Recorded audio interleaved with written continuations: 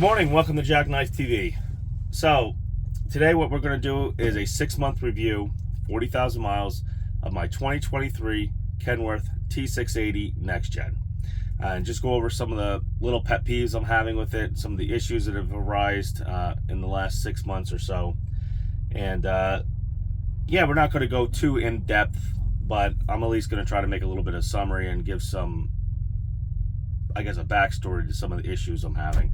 So first, right off the bat, when I got the truck, I had an alignment issue. Didn't really present itself on the test drive because it was a short test drive, so I took the truck off the lot and noticed it on the way to lease onto a carrier. I did end up stopping at another Kenworth dealership later on. It was literally one day after I took delivery of the truck. Had a little bit of problem there with getting the alignment warranty. They didn't want to align it. Pretty much said it wasn't really part of the warranty. You know, spoke to a rep and eventually got like an internal warranty done. Spent about 3 days at that dealership. Just ended up taking the truck anyway, even though it wasn't really aligned. It still has a very horrible alignment. To my honest opinion, I think the axles are out of alignment, but they didn't want to really get into shimming or doing anything there. So I just took the truck. You know, it was a matter of time and money. So right off the bat, if you're buying one of these, you know, whether you're a fleet manager that's purchasing these or, you know, you're an owner operator such as myself, right off the bat, check to make sure the alignment is correct on the truck. And if that means having to pay somebody to do an outside alignment and trying to fight with Kenworth to reimburse you, that's what I would suggest. Second thing, this is more of a pet peeve than really a mechanical issue. The truck, there's lots of cab noise.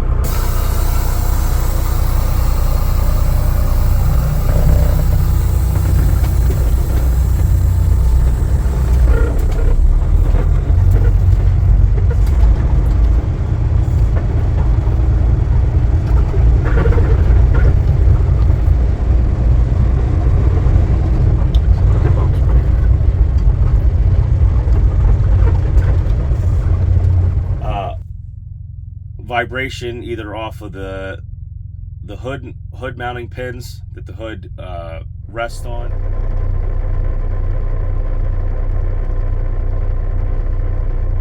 or some other piece of structural part or something. It's in both sides, right along the sides of the windshield.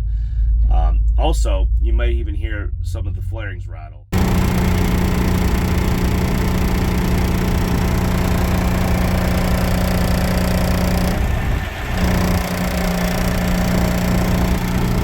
I said, the truck rattles a lot. To give that more insight, the actual idle on this truck, this is a PACCAR MX-13.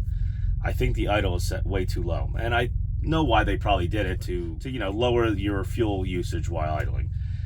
The truck should at least be set, in my opinion, at 625 or it's about 620, 625 RPM. You can achieve that sometimes idling the engine up. That's great. Usually once it's set at 650 to 700. Once the idle's bumped up just a hair, it smooths out. There's no rattling in the truck. That you don't hear no noises.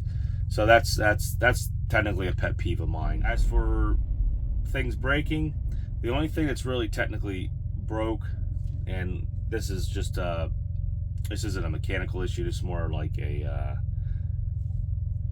body quality issue, I would say.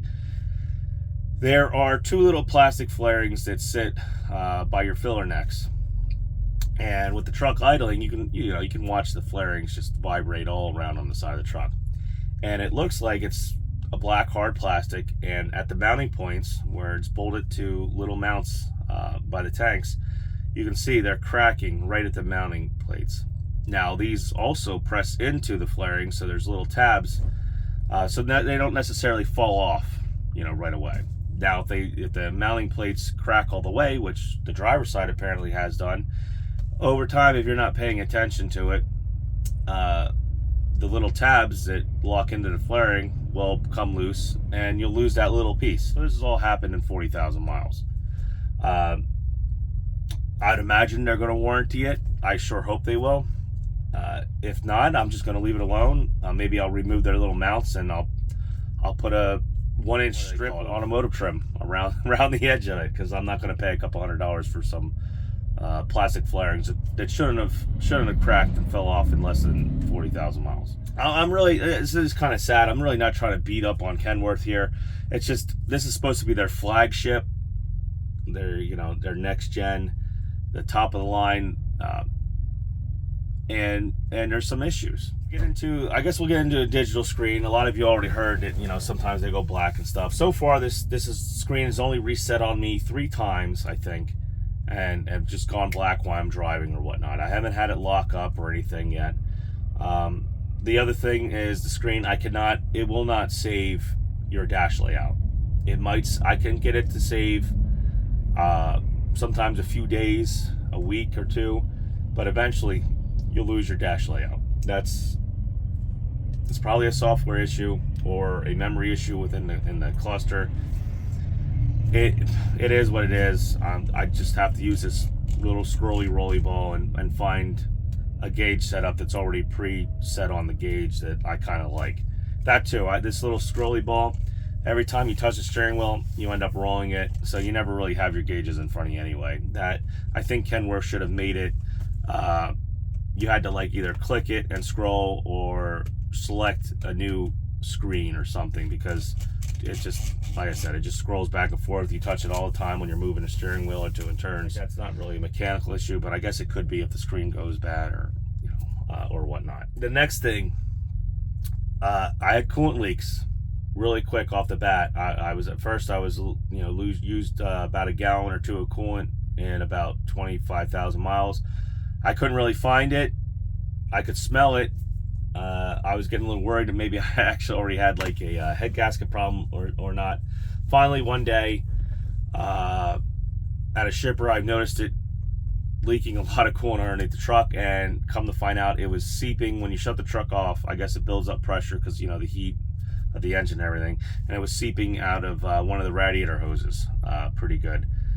Now, if you know PACCAR products, they have those blue silicone hoses that usually over time leak anyway, but come on, the truck only has 25,000 miles on it. So I ended up checking the clamps, the hose clamps on all the lines, and maybe they have a torque spec to them, but whatever the torque spec was, they were not very tight at all. I could literally just with a 1/4-inch ratchet and my pinky just tighten these hose clamps up. So I suggest if you picked one of these up, maybe just for the heck of it, checking the hose clamps.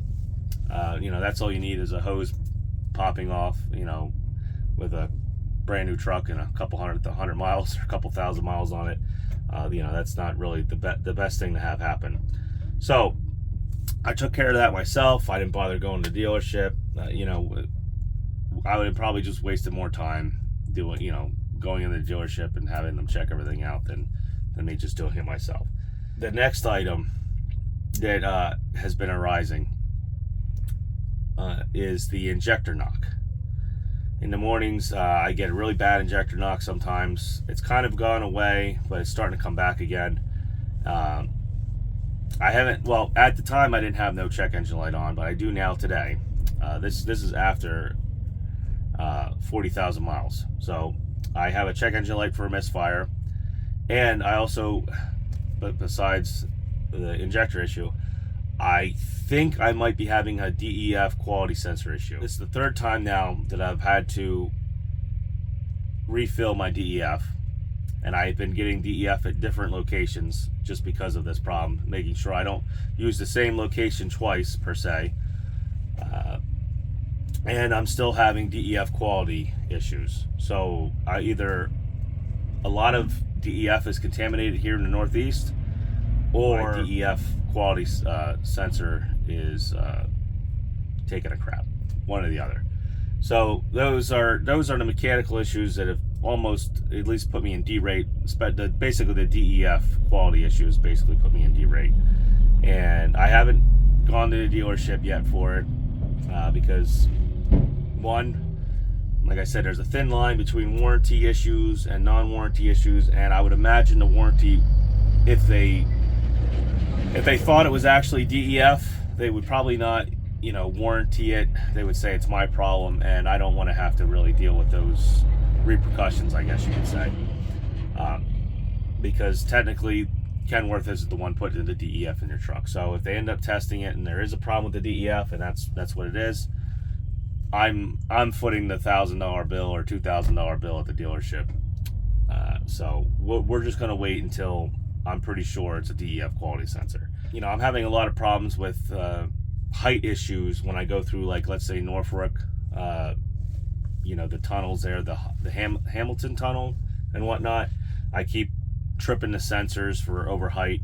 So I have a feeling that maybe my bag height in the back of the truck is way too high, because also my ride quality, especially when bobtailing, is totally horrendous.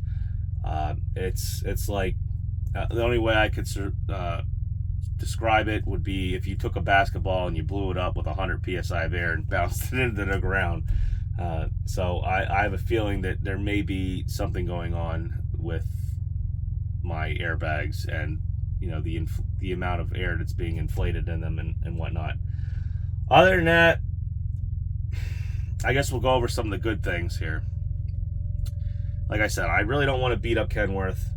You know, they usually make a quality product for the most part, but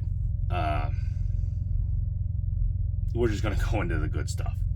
So the good stuff, this truck gets fabulous fuel mileage. I probably easily averaged, I think last time I did it, I was averaging like 9.2 miles to the gallon, and I'm not too easy on this truck. When I am really watching my RPMs and taking my time, with a 40,000 pound load, I can achieve double-digit fuel mileage, as long as I'm not anywhere where it's too hilly or mountainy.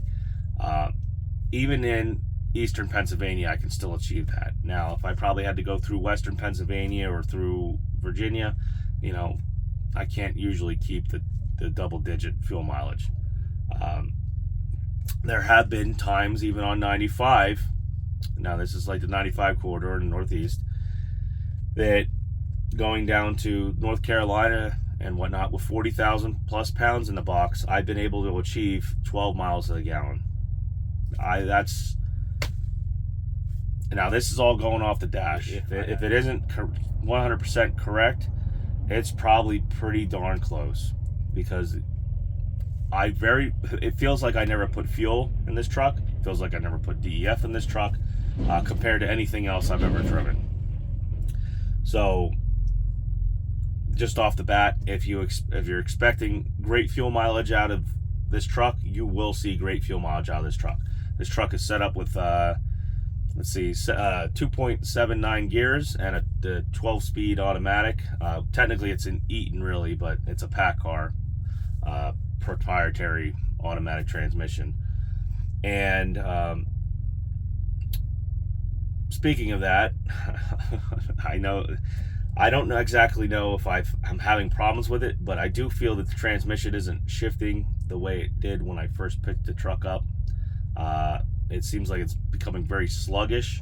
I don't think it's the actual transmission. I think it's a software issue. That should have been in the beginning part of this video, but it just popped into my head right now. Like I said, so that's how much I'm worried about it. As for the interior styling and the overall comfort, for the most part, I would imagine this would be a very comfortable truck and very quiet if you didn't have all the hood rattling and shaking and whatnot that I get, the squeals and squeaks and stuff, which hopefully I'll be able to take care of here eventually. But like I said, it's the quality, the panels and stuff on the truck, they're pretty much, none of them really rattle or anything. The seats are very comfortable. The passenger side seat flips around. It's a swivel. You got your swivel table over here. As far as I'm concerned, it's the only thing I could maybe even ask for would be a larger fridge. There's plenty of room, storage to stick things. It's I would say the only other interior that I could say that would surpass this would possibly either be like a Volvo Globetrotter with the dinette set, you know, where there's a table and 2 chairs or whatnot. The Freightliners with the kitchenette set and the throw down Murphy bed and the large fridge. That would be basically the only truck manufacturers I would think of that have a better interior than this T680. And that's their top of the line interiors too on those Volvos and those Freightliners. This is just your normal, you know, every T680 is laid out like this. I think the only thing that might be options is a swivel seat. I'm not even sure, that might be standard, but as far as I'm concerned, this is probably one of the best interiors I've been in the industry. Aesthetically wise, the truck looks freaking awesome, especially in certain colors, you know, with the black trim outlined and everything. And for the most part, yeah, that's like I said, I want to keep this short and sweet. So that's basically my review of this 2023 next gen T680. If you have any questions or, you know, any comments, just leave them down below. Please like and share this video, and yeah, let me know how your T680 next gen's been going, and you know, how you like the pack car engine if you've been having problems with it. So I'll see you guys next time. Take care and be safe out there on the roads.